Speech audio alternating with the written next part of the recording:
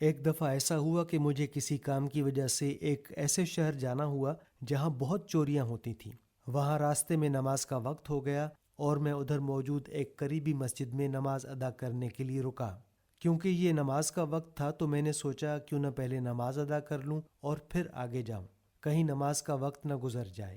میں نے بائک سے اتر کر اسے اچھی طرح سے لاک کیا، مگر پھر بھی میرے دل کو دھڑکا لگا ہوا تھا کہ کہیں میری بائک چوری نہ ہو جائے۔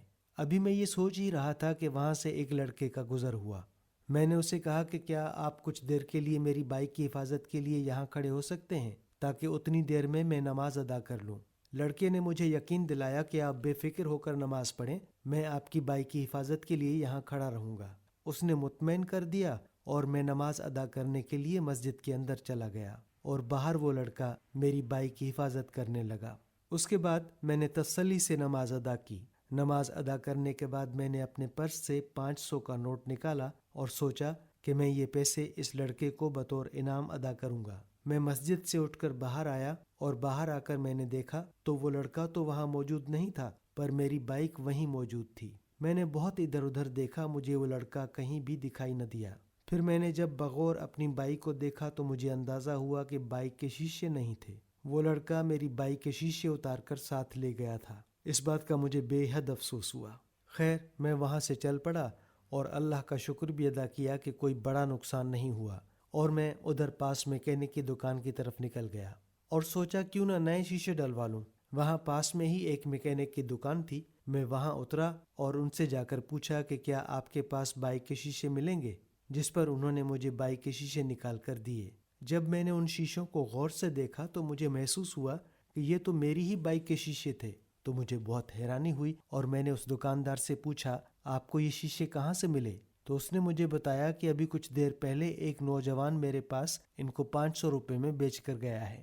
یہ سن کر تو میں اور بھی حیران ہوا اور دکاندار نے مجھ سے کہا کہ اگر آپ کو یہ شیشے خریدنے ہیں تو یہ میں آپ کو 600 روپے میں دے دوں گا۔ خیر، میں نے 600 روپے دکاندار کو ادا کیے اور وہ شیشے لے کر میں اپنی بائک کی طرف واپس آیا، اور میں سوچنے لگا کہ اس لڑکے کے نصیب میں آج 500 روپے لکھے تھے، مگر اس نے یہ پیسے حلال طریقے کی بجائے حرام طریقے سے کمانا پسند کیے۔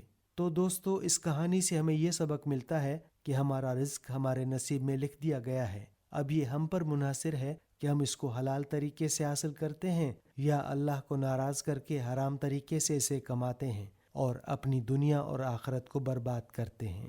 اللہ تعالی ہمیں نیک راستے پر چلنے کی توفیق عطا فرمائے، ہمیشہ حلال رزق عطا کرے اور ہماری دنیا اور آخرت کو اچھا کرے اور دنیا اور آخرت کے عذاب سے محفوظ رکھے، آمین۔